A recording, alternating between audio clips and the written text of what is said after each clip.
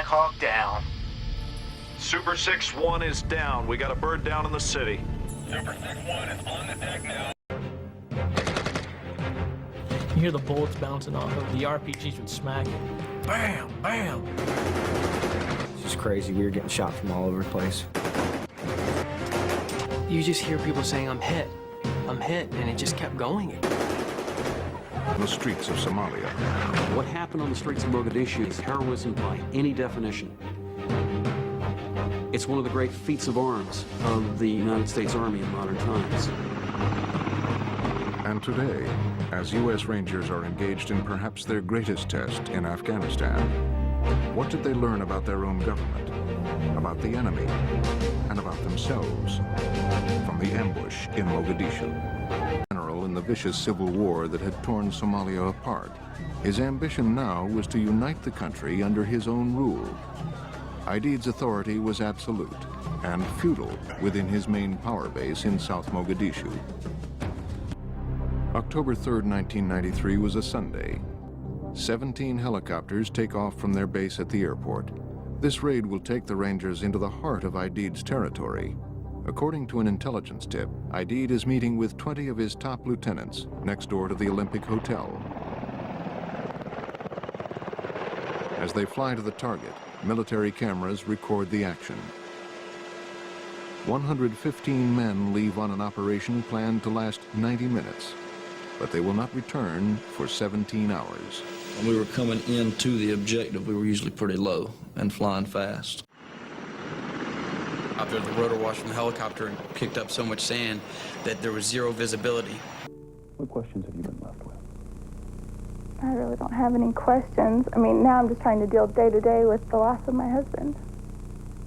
So, with the man I was supposed to spend the rest of my life with.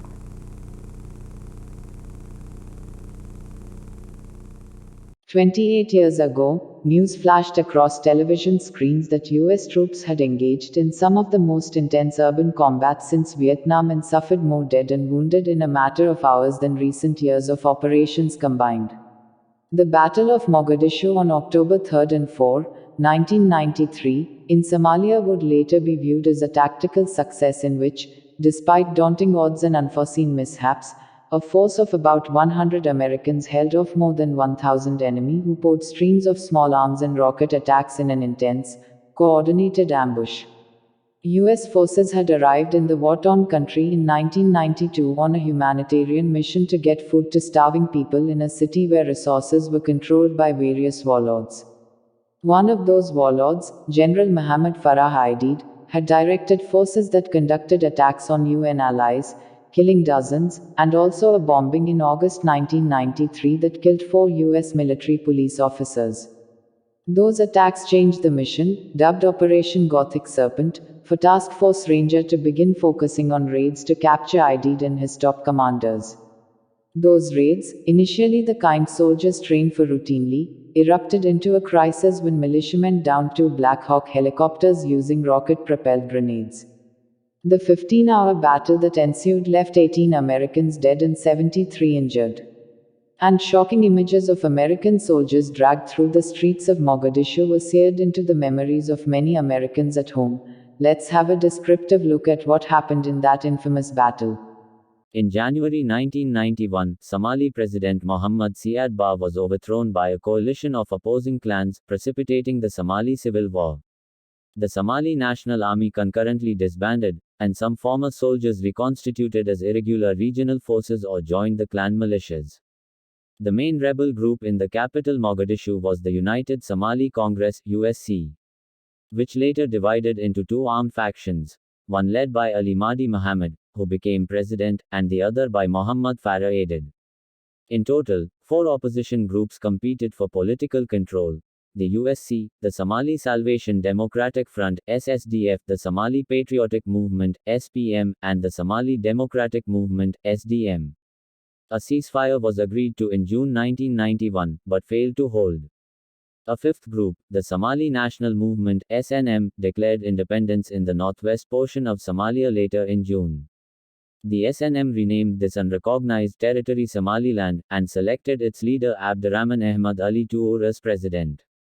In September 1991, severe fighting broke out in Mogadishu, which continued in the following months and spread throughout the country, with over 20,000 people killed or injured by the end of the year. These wars led to the destruction of Somalia's agriculture, which in turn led to starvation in large parts of the country. The international community began to send food supplies to halt the starvation, but vast amounts of food were hijacked and brought to local clan leaders, who routinely exchanged it with other countries for weapons. An estimated 80% of the food was stolen.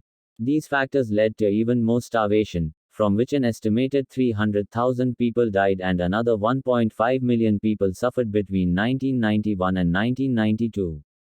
In July 1992, after a ceasefire between the opposing clan factions, the UN sent 50 military observers to watch the food's distribution. Operation Provide Relief began in August 1992, when US President George H.W. Bush announced that US military transports would support the multinational UN relief effort in Somalia. 10 C-130s and 400 people were deployed to Mombasa, Kenya, airlifting aid to Somalia's remote areas and reducing reliance on truck convoys. The C-130s delivered 48,000 tons of food and medical supplies in 6 months to international humanitarian organizations trying to help Somalia's more than 3 million starving people. When this proved inadequate to stop the massive death and displacement of the Somali people, 500,000 dead and 1.5 million refugees or displaced, the US launched a major coalition operation to assist and protect humanitarian activities in December 1992. This operation, called Operation Restore Hope, saw the US assuming the unified command in accordance with Resolution 794. The U.S. Marine Corps landed the 15th Marine Expeditionary Unit MEUSOC in Mogadishu with elements of 2nd Battalion 9th Marines and 3rd Battalion 11th Marines, secured nearly one-third of the city, the port, and airport facilities within 2 weeks, with the intent to facilitate airlifted humanitarian supplies.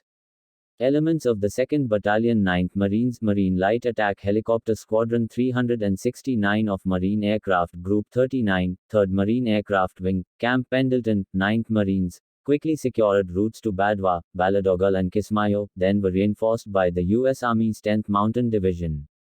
On the 3rd of March 1993, UN Secretary General Boutros Ghali submitted to the UN Security Council his recommendations for effecting the transition from UNITAF to UNOSOM2.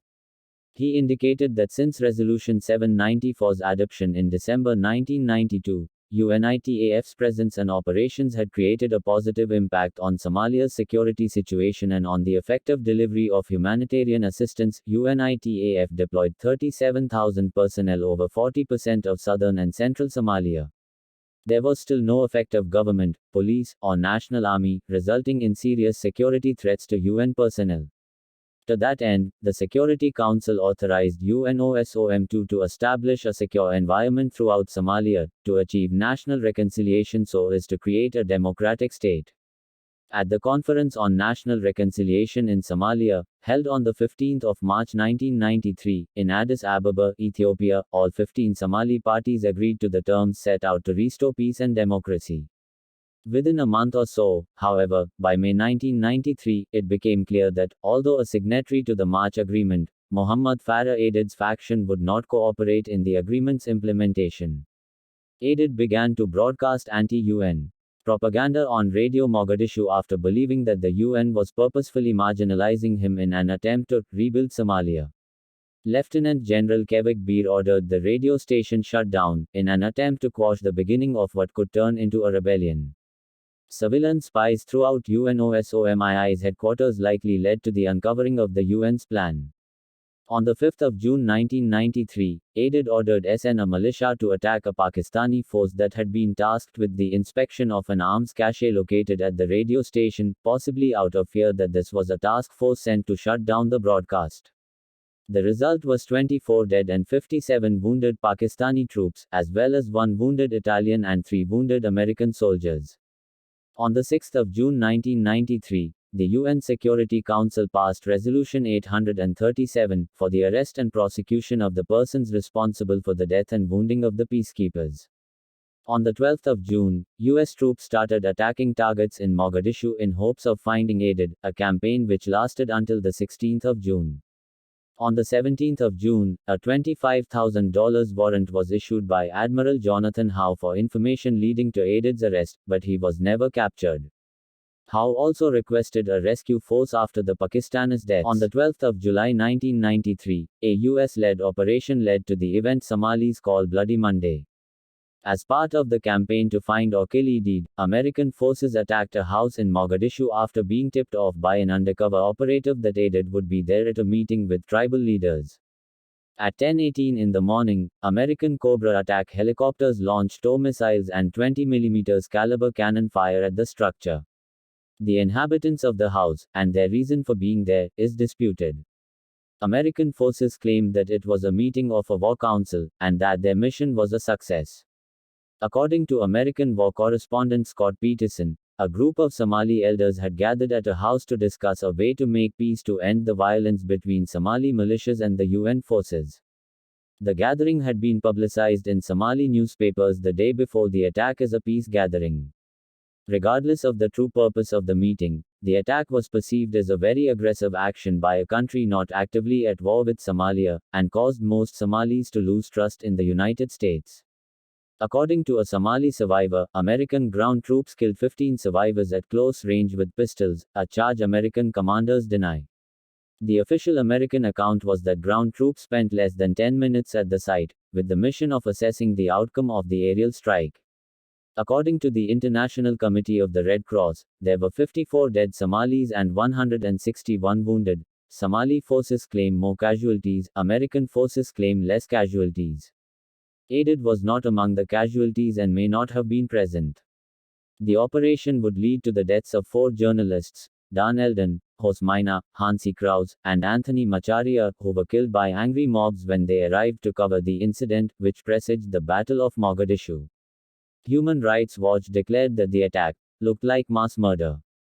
Some believe that this American attack was a turning point in unifying Somalis against U.S. efforts in Somalia, including former moderates and those opposed to the Haber Brigade.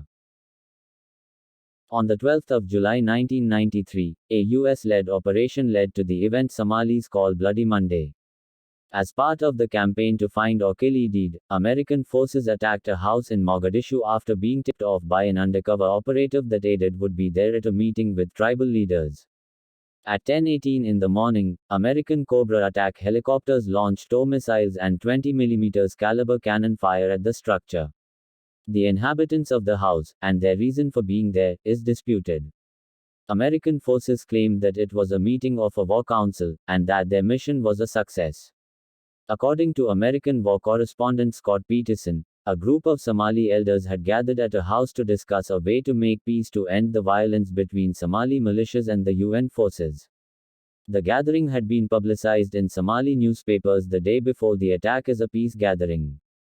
Regardless of the true purpose of the meeting, the attack was perceived as a very aggressive action by a country not actively at war with Somalia, and caused most Somalis to lose trust in the United States. According to a Somali survivor, American ground troops killed 15 survivors at close range with pistols, a charge American commanders deny. The official American account was that ground troops spent less than 10 minutes at the site, with the mission of assessing the outcome of the aerial strike. According to the International Committee of the Red Cross, there were 54 dead Somalis and 161 wounded. Somali forces claim more casualties, American forces claim less casualties. Aidid was not among the casualties and may not have been present. The operation would lead to the deaths of 4 journalists, Dan Eldon, Hosmaina, Hansi Kraus, and Anthony Macharia, who were killed by angry mobs when they arrived to cover the incident, which presaged the Battle of Mogadishu. Human Rights Watch declared that the attack looked like mass murder. Some believe that this American attack was a turning point in unifying Somalis against U.S. efforts in Somalia, including former moderates and those opposed to the Haber Brigade. On the 8th of August 1993, Aidid's militia detonated a remote-controlled bomb against a U.S. military vehicle, killing 4 soldiers. 2 weeks later, another bomb injured 7 more. In response, U.S. President Bill Clinton approved the proposal to deploy a special task force composed of elite special forces units, including 400 Army Rangers and Delta Force operators. On the 22nd of August 1993, the unit deployed to Somalia under the command of Major General William F. Garrison, commander of the Special Multidisciplinary Joint Special Operations Command at the time. The force consisted of B Company, 3rd Battalion, 75th Ranger Regiment under the command of Captain Michael D. Steele, C Squadron, 1st Special Forces Operational Detachment Delta, 1st SFODD under the command of Lieutenant Colonel Gary L. Harrell, a deployment package of 16 helicopters and personnel from the 1st Battalion, 160th Special Operations Aviation Regiment, 160th SOR, which included MH-60 Black Hawks and AH per Mega Henry 6 Little Birds, Navy SEALs from the Naval Special Warfare Development Group, Air Force Pararescuemen and combat controllers from the 24th Special Tactics Squadron. On the 25th of September 1993, a week before the battle, aided supporters used an RPG to shoot down a Black Hawk near the new port in Mogadishu. It had been assigned to the 101st Airborne Division and all 3 crew members were killed. It was the first time a helicopter had been downed in Mogadishu, and the event was a huge psychological victory for the SNA. The size and organizational structure of the Somali militia forces involved in the battle are not known in detail. In all, between 2,000 and 4,000 regular faction members are believed to have participated, almost all of whom belonged to aided Somali National Alliance. They drew largely from his Haber Gideon Hawiye clan, who battled U.S. troops starting the 12th of July 1993. The Somali National Alliance, SNA, was formed the 14th of August 1992. It began as the United Somali Congress, USC, under aided's leadership. At the time of Operation Gothic Serpent, the SNA was composed of Colonel Omar Guess Somali Patriotic Movement, the Somali Democratic Movement, the combined Dijal and Mirifla clans, the Haber Gedir of the United Somali Congress headed by aided, and the newly established Southern Somali National Movement. After formation, the SNA immediately staged an assault against the militia of the Hawadal Hawiye clan, who controlled the Mogadishu port area. As a result, the Hawadal Hawiye were pushed out of the area, and aided's forces took control. On the 3rd of October 1993, Special Operations Forces consisting of Bravo Company 3rd Battalion, the 75th Ranger Regiment, the 1st Special Forces Operational Detachment Delta, and the 160th Aviation Battalion, attempted to capture aided's Foreign Minister, Omar Salad Elmim, and his top political advisor, Muhammad Hassan Awale.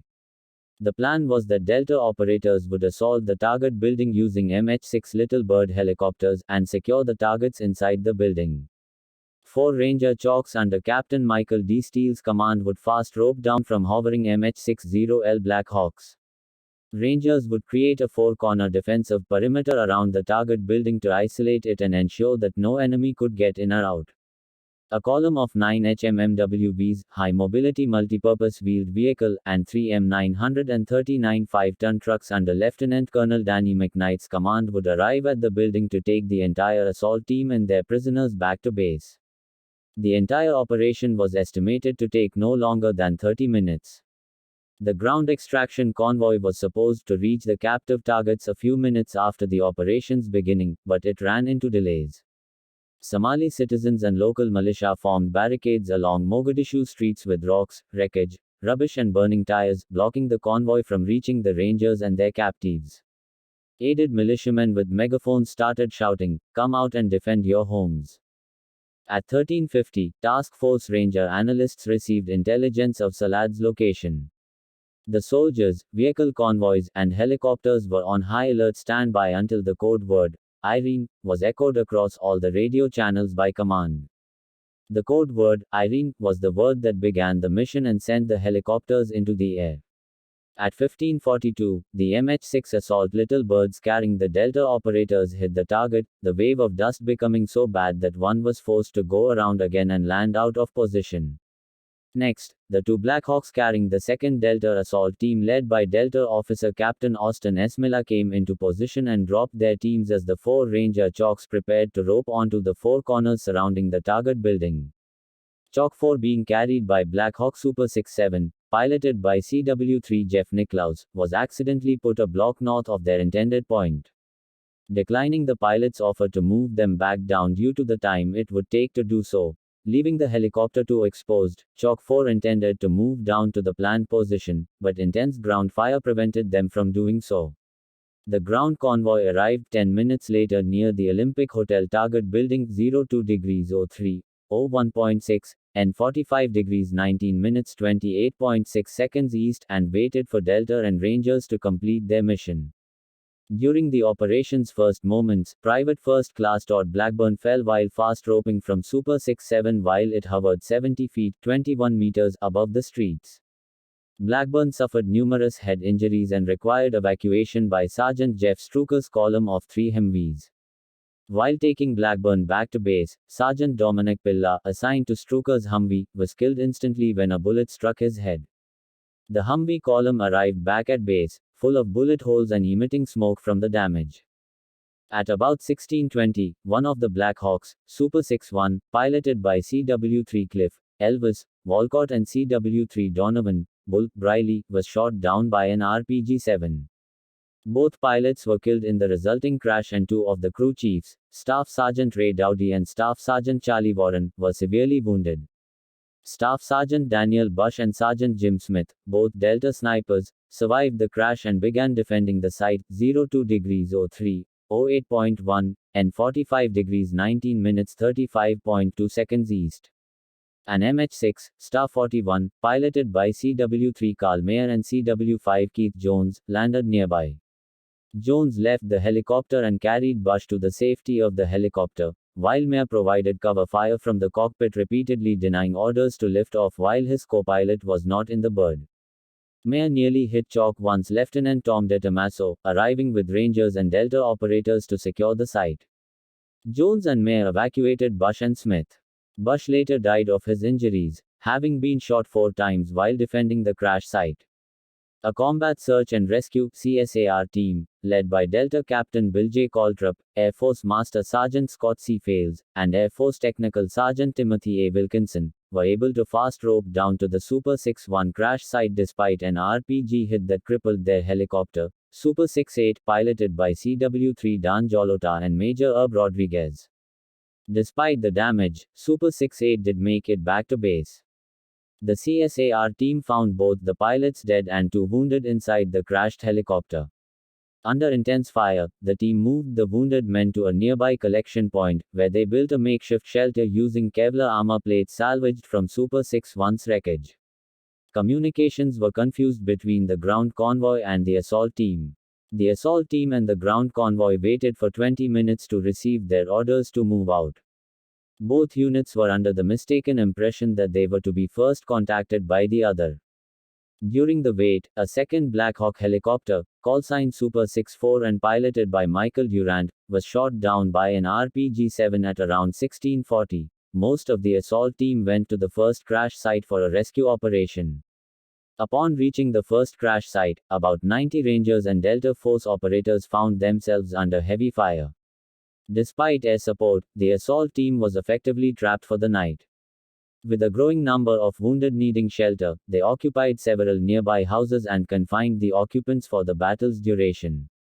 At the second crash site 02 degrees 02, 49.7, and 45 degrees 19 minutes 35.1 seconds east, 2 Delta snipers, Master Sergeant Gary Gordon and Sergeant First Class Randy Shughart, were inserted by Super 62, piloted by Mike Goffener and Jim Yacone.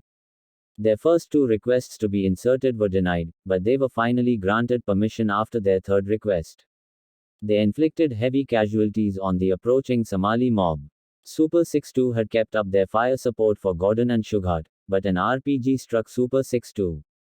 Despite the damage, Super 62 managed to land at Newport safely. When Gordon was eventually killed, Shughart picked up Gordon's CAR-15 and gave it to Durant. Shughart went back around the helicopter's nose and held off the mob for about 10 more minutes before he was killed. The Somalis then overran the crash site and killed all but Durant. He was nearly beaten to death, but was saved when members of Aided's militia came to take him prisoner. For their actions, Master Sergeant Gordon and Sergeant First Class Shughart were posthumously awarded the Medal of Honor, the first awarded since the Vietnam War. Repeated attempts by the Somalis to mass forces and overrun the American positions in a series of firefights near the first crash site were neutralized by aggressive small arms fire and by strafing runs and rocket attacks from AH-6J Little Bird helicopter gunships of the Night Stalkers, the only air unit equipped and trained for night fighting. A relief convoy with elements from the Task Force 2 to 14 Infantry, 10th Mountain Division, accompanied by Malaysian and Frontier Force Regiment of Pakistani UN forces, arrived at the first crash site at around 2 o'clock. No contingency planning or coordination with UN forces had been arranged prior to the operation. Consequently, the recovery of the surrounded American troops was significantly complicated and delayed. Determined to protect all of the rescue convoy's members, General Garrison made sure that the convoy would roll out in force. When the convoy finally pushed into the city, it consisted of more than 100 UN vehicles including Malaysian Forces German-made Condor APCs, 4 Pakistani tanks, M48s, American HMMWVs and several M939 5-ton flatbed trucks. This 2-mile-long column was supported by several other Black Hawks and Cobra assault helicopters stationed with the 10th Mountain Division. Meanwhile, Task Force Rangers, Little Birds, continued their defense of Super 6's downed crew and rescuers. The American assault force sustained heavy casualties, including several killed, and a Malaysian soldier died when an RPG hit his Condor vehicle. 7 Malaysians and 2 Pakistanis were wounded. The battle was over by 6:30 on Monday, the 4th of October. US forces were finally evacuated to the UN base by the armored convoy. While leaving the crash site, a group of Rangers and Delta operators led by SSG John R. Dicus realized that there was no room left in the vehicles for them and were forced to depart the city on foot to a rendezvous point on National Street. This has been commonly referred to as the Mogadishu Mile.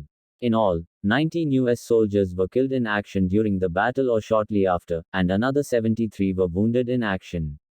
The Malaysian forces lost 1 soldier and had 7 injured, while the Pakistanis also lost 1 soldier and suffered 2 injured. Somali casualties were heavy, with estimates of fatalities ranging from 315 to over 2,000 combatants. The Somali casualties were a mixture of militiamen and local civilians. Somali civilians suffered heavy casualties due to the dense urban character of that portion of Mogadishu. On the 6th of October 1993, a mortar round fell on the U.S. compound, injuring 12 people and killing Delta Sergeant First Class Matthew L. Ryerson, the 19th U.S. soldier killed in the battle. That same day, a team on Special Mission Super 6-4 incurred 2 wounded.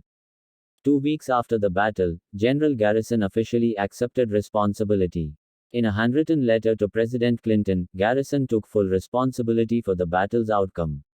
He wrote that Task Force Ranger had adequate intelligence for the mission and that their objective, capturing targets of value, was met. After the battle, the bodies of several of the conflict's U.S. casualties, Black Hawk Super 6 Force crew members and their defenders, Delta Force soldiers Master Sergeant Gordon and Sergeant First Class Shughart were dragged through Mogadishu streets by crowds of local civilians and SNA forces. Through negotiation and threats to the Haber Gideon clan leaders by the U.S. Special Envoy for Somalia, Robert B. Oakley, all the bodies were eventually recovered. The bodies were returned in poor condition, one with a severed head. Michael Durant was released after 11 days of captivity. On the beach near the base, a memorial was held for those who were killed in combat. The exact number of Somali casualties is unknown, but estimates range from several hundred to 1,000 militiamen and others killed, with injuries to another 3,000 to 4,000. The International Committee of the Red Cross estimated that 200 Somali civilians were killed and several hundred wounded in the fighting, with reports that some civilians attacked the Americans. The book Black Hawk Down, A Story of Modern War estimates more than 700 Somali militiamen dead and more than 1,000 wounded, but the Somali National Alliance in a frontline documentary on American television acknowledged only 133 killed in the whole battle.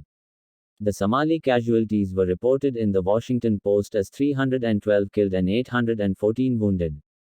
The Pentagon initially reported 5 American soldiers were killed, but the toll was actually 18 American soldiers dead and 73 wounded. 2 days later, a 19th soldier, Delta operator SFC Matt Ryerson, was killed in a mortar attack. Among UN forces, 1 Malaysian and 1 Pakistani died, 7 Malaysians and 2 Pakistanis were wounded. At the time, the battle was the bloodiest involving US troops since the Vietnam War, and it remained so until the Second Battle of Fallujah in 2004. Yeah, one of the things that I think I'd like to stress to anybody who's seeing this or hearing this is in Panama, guys are locking themselves in their handcuffs and turning themselves over to us. In Desert Storm, they're surrendering by the hundreds of thousands. But when we arrived in Somalia, the day that we arrived, we come under gunfire. We come under artillery fire or indirect fire from mortars and artillery. And that gunfire, that artillery and rocket fire, it never really let up the whole time that we were there. So all of the men from my squad, I'm a Ranger squad leader at this point, and I've got about 10 men that I'm responsible for. None of them have been to combat. I'm one of those old timers now at 24 years old with a lot of combat experience. And the day that we arrived, let my soldiers know, like, this is an enemy that is willing to fight, unlike what we experienced in Kuwait or in Panama. These guys are willing to fight, and it looks like these guys are willing to die for what they believe in, I guess. There is more to it than that. I mean, certainly there were drugs involved, and the distribution of drugs made guys willing to go do something that's really illogical. It doesn't make sense because they were all hopped up on this African drug called khat. But they were willing to fight for more drugs and willing to kill or die for more drugs. So they became a pretty lethal force. Like, I really got to give credit to these Somali gunmen for the courage that they had. And that was the entire time that we were there. There really wasn't a night that we didn't come under some kind of enemy attack the entire time that we were there. So by the time we get to October 3rd, and we're going into the very heart of the ID'd part of town. This is like kicking a hornet's nest, and you know it's going to be bad. We just didn't know how bad is it going to be. And our intelligence was pretty good, but there's no way to determine how many bad guys are in there. Could be 200, could be 2,000, could be 20,000. We don't know. When you get in there, you'll quickly figure it out. And what we figured out is there were a whole lot more bad guys than we expected. So taking Blackburn back to the base, I was already under gunfire whenever I went to get to Blackburn and place him on Humvees and start to take him back to the base. I came through what is to this day the most intense gunfight that I've ever been in. On a city street that's probably less than 20 meters wide, I came under gunfire from 100 directions at once. And most of that gunfire was from point blank range. A guy who's sitting right behind me on a machine gun named Dominic Pilla was shot in the forehead and killed instantly. He's the first guy killed in action from our task force. Very much like it's depicted in the movie Black Hawk Down. I had to make a radio call to my platoon sergeant, Bob Gallagher, and tell him that we had a guy who's KIA, and unfortunately, because of how intense this fight was and because of what was happening to the assault force, I had to make the radio call, hey, Dominic Pilla is dead. And when I did that, the whole radio went silent, because I think most of the guys that were in the city streets at this point realized, I think I'm going to die next. Like, too many bad guys, not nearly enough of us. There's not enough ammunition and enough guns to get out of the city alive now. And that's really what most of us experienced the rest of the night. I eventually made it back to the base, and when I got back to the base, my Humvees were shot to pieces. I didn't know that 2 of the Black Hawks that were flying around were already shot down. We had placed our search and rescue force, which we had kept in reserve. We had placed them at the crash site for the first downed helicopter. When the second helicopter went down, now we don't have anybody left to go send out there. So as soon as I got back to the base, dropping off Todd Blackburn, and vehicle shot to pieces, and Dominic Pilla's already dead, my platoon leader dispatched me to go right back out there and to go to the Mike Durant crash site. In a national security policy review session held in the White House on the 6th of October 1993, U.S. President Bill Clinton directed the acting chairman of the Joint Chiefs of Staff, Admiral David A. Jeremiah, to stop all actions by U.S. forces against aided except those required in self-defense. He reappointed Ambassador Robert B. Oakley as special envoy to Somalia in an attempt to broker a peace settlement and then announced that all U.S. forces would withdraw from Somalia no later than the 31st of March 1994. On the 15th of December 1993, U.S. Secretary of Defense Les Aspin stepped down, taking much of the blame for his decision to refuse requests for tanks and armored vehicles in support of the mission. Garrison would write, however, that Aspin was not to blame for the events in Mogadishu. It's also since been noted that the equipment may not have arrived in time to make a difference. A few hundred U.S. Marines remained offshore to assist with any non-combatant evacuation mission that might occur regarding the 1,000-plus U.S. civilians and military advisors remaining as part of the U.S. liaison mission. The Ready Battalion of the 24th Infantry Division, 1-64 Armor, composed 1,300 troops of Task Force Rogue, including the bulk of 1-64 Armor and infantry troops from her sister battalion 3-15 Infantry. This was the first time M1 Abrams tanks were delivered by air, using the C-5 Galaxies, which delivered 18 M1 tanks and 44 Bradley infantry vehicles, while the balance of Task Force Rogue's equipment and vehicles were delivered via a roll-on, roll-off ship sent from Fort Stewart, Garden City, Georgia, to Mogadishu to provide armored support for U.S. forces. On the 4th of February 1994, the UN Security Council passed Resolution 897, which set a process for completing the UNOSOM-2 mission by March 1995, with the withdrawal of UN troops from Somalia at that time. In August 1994, the UN requested that the US lead a coalition to aid in the final withdrawal of the UNOSOM-2 forces from Somalia. On the 16th of December 1994, Operation United Shield was approved by President Clinton and launched on the 14th of January 1995. On the 7th of February 1995, the Operation United Shield multinational fleet arrived and began the withdrawal of UNOSOMI's forces. On the 6th of March 1995, all of the remaining UN troops were withdrawn, ending UNOSOM-2.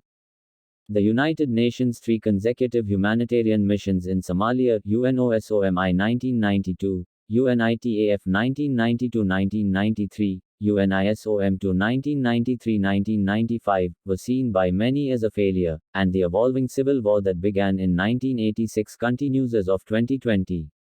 The Clinton administration in particular endured considerable criticism for the operation's outcome.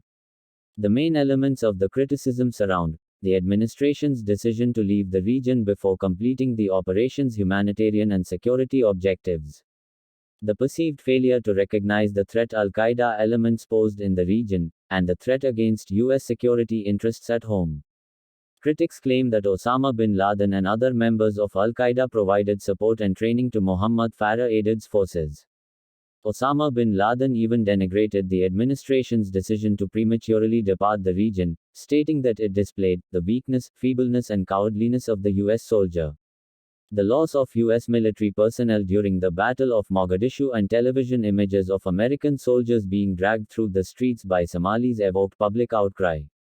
The Clinton administration responded by scaling down U.S. humanitarian efforts in the region. On the 26th of September 2006, in an interview on Fox News with Chris Wallace, former President Bill Clinton gave his version of events surrounding the mission in Somalia. Clinton defended his exit strategy for U.S. forces and denied that the departure was premature. He said he had resisted calls from conservative Republicans for an immediate departure. Conservative Republicans were all trying to get me to withdraw from Somalia in 1993 the next day after we were involved in Black Hawk Down, and I refused to do it and stayed 6 months and had an orderly transfer to the United Nations. Clinton's remarks would suggest the U.S. was not deterred from pursuing their humanitarian goals because of the loss of U.S. forces during the battle.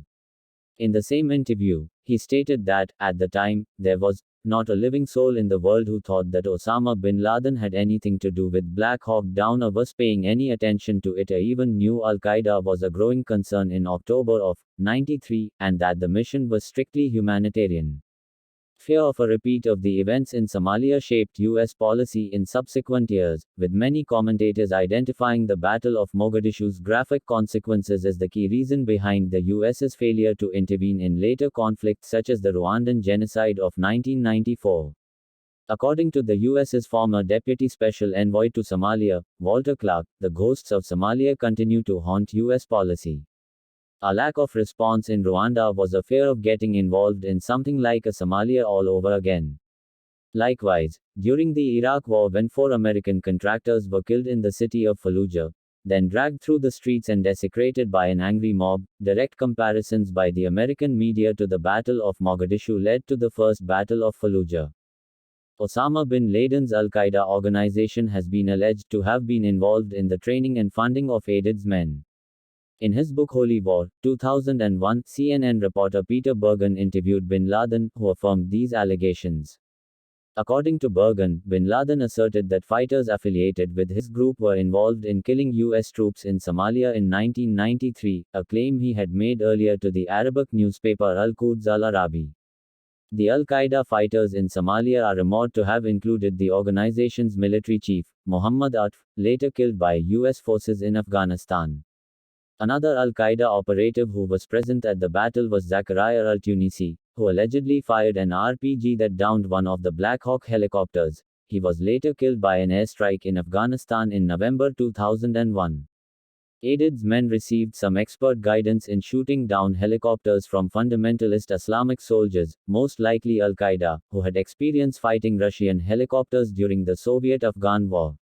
A document recovered from Al-Qaeda operative Wadi el-Hajj's computer made a tentative link between Al-Qaeda and the killing of American servicemen in Somalia, and were used to indict bin Laden in June 1998. Al-Qaeda defector Jamal al-Fadl also claimed that the group had trained the men responsible for shooting down the U.S. helicopters. 4.5 years after the Battle of Mogadishu, in an interview in May 1998, bin Laden disparaged the withdrawal of U.S. troops from Somalia. While he had previously claimed responsibility for the ambush, bin Laden denied having orchestrated the attack on the U.S. soldiers in Mogadishu but expressed delight at their deaths in battle against Somali fighters. In a 2011 interview, Mokhtar Ali Zubair, the leader of the Somali militant Islamist group Al-Shabaab, said that 3 Al-Qaeda leaders were present during the Battle of Mogadishu. Zubair named Yusuf al-Ayeri, Saif al-Adel, and Sheikh Habo al-Hassan al-Sidi as providing help through training or participating in the battle themselves. Thank you. Hope you'd find the content informative. Kindly share the video and subscribe to the channel. Do comment to let us know what are the other subjects you'd like us to cover.